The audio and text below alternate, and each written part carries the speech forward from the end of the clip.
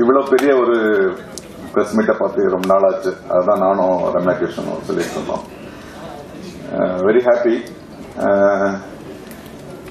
பாகுபலி 2 வந்து உண்மையா சொல்ல போனா ஒரு விளம்பரமுமே இல்லாம இந்த தேதிக்கு ரிலீஸ் ஆகுதுன்னு அறிவிச்சா மட்டுமே போதும், அது தானா ஓடி இருக்கும். பட் அவங்க அது ஒரு கடமை, அவங்க பிரஸ் மீட் நடத்தணும், விளம்பரம் பண்ணணுன்றது ரொம்ப பெரிய எதிர்பார்ப்பு இருக்கு. நான் என்னுடைய தொழில் ரீதியா பல ஊர்களுக்கு போறேன். எல்லாத்துட்டையும் அந்த ஏப்ரல் 28 நெருங்கினு எல்லாத்துக்கும் இப்ப நான் கேரளால இருந்து வரேன். அவங்க எல்லாருமே கேட்கிற ஒரே கேள்வி அதுதான், சார் 28 கண்டிப்பா வந்துடும்ல, ஏதோ ஒரு பெரிய திருவிழாக்கு வெயிட் பண்ற மாதிரி வெயிட் பண்ணிட்டு இருக்காங்க. அவங்கள மாதிரி எனக்கு ரொம்ப நர்வஸா இருக்கு. ஏன்னா இந்த படம் பொறுத்த வரைக்கும் இது யாருமே நான் இந்த படத்துல நடிச்சேன், அவங்க இந்த படத்துல காஸ்டியூம் பண்ணாங்க, இது எங்க படமா தான் எங்களுக்குள்ள ஒரு ஃபீலிங். ஏன்னா அவ்வளவு நாள் டிராவல் பண்ணிருக்கோம். நீங்க எல்லாரும் பிரபாஸ கேள்வி கேட்டீங்க, வேற எந்த ஹீரோவாவது இதுக்கு மேட்ச் ஆவான்னு. நிச்சயமா மேட்ச் ஆக மாட்டான். ஏன்னா 5 வருஷம் வேற எந்த ஹீரோவும் பொறுமையா இவ்வளவு காக்க முடியுமான்னு தெரியல. இதே மாதிரிதான் ராணா. இந்த படத்துல என்னுடைய கேரக்டர் பாகுபலியில எல்லாருக்கும் தெரியும், நான் வந்து ராணாவுடைய ஃபாதரா பண்ணிருக்கேன். எனக்கு எல்லாருக்கும் வந்து ஒரு கஷ்டமான ஒரு விஷயத்தை கொடுத்தாரு. பிரபாஸ் 6 பேக்கோட இருக்கணும், அனுஷ்கா உட்பட 6 பேக்கோட இருக்கணும் தான் சொன்னாரு. எனக்கு என்னால முடியாத ஒரு பொறுப்பை என்கிட்ட கொடுத்தாரு. இந்த ஹோல் படத்துல உங்களுக்கு மட்டும்தான் ஃபேமிலி பேக்கு, அது எப்படியாவது நீங்க கொண்டு வந்துடணும் அப்படின்னாரு. நான் ரொம்ப ரொம்ப கஷ்டப்பட்டேன்னா ஒரு கை இல்லையா, அதனால எக்ஸசைஸ் எல்லாம் பண்ண முடியாது. அது காரணமாச்சு. இந்த படம் இந்த பெரிய படம்ன்றதுனால கிடையாது, உண்மையாகவே இந்த படத்துல ஒரு காட்சி இருக்கு, அந்த மாதிரி ஒரு அழுத்தமான காட்சி நான் வேற எந்த படத்திலும் நடிக்கலன்றதுதான் உண்மை.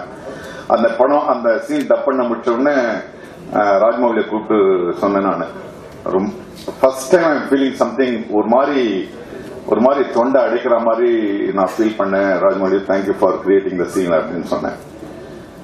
எந்த ஒரு ஆக்டருக்குமே அந்த என்னதான் கதை சொன்னாலும், என்னதான் விளக்கி சொன்னாலும், ஒரு மணி நேரம் விளக்கி சொன்னாலும் ஒரு ஸ்டார்டிங் பாயிண்ட் தேவைப்படுது, ஒரு ஸ்பார்க் தேவைப்படுது. அதுக்காக வெயிட் பண்ணிட்டு இருந்தவர் வந்து அது நிறைய படங்கள் அது கிடைக்கிறது இல்லை. இந்த படம் ராஜமௌலி வந்து ஃபர்ஸ்ட் என்கிட்ட இந்த கதையை சொன்னாரு பார்க்ல வச்சு.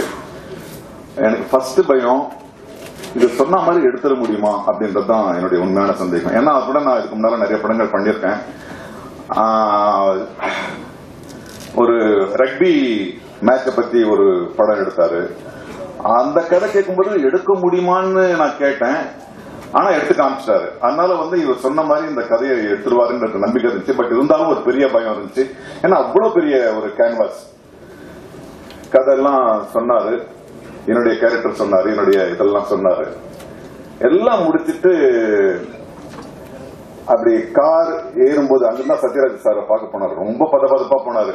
சார் எனக்கு தெரியல சார், அவர் வந்து ஒரு அந்த சீனுக்கு அவர் ஒத்துப்பாரா இல்லையான்னு தெரியல. நான் சொன்னேன், அவர் வந்து ரொம்ப ப்ரோக்ரெசிவ் திங்கர், நீங்க சொல்லி பாருங்க, அதுக்கப்புறம் பார்க்கலாம் அப்படின்னு சொன்னேன்.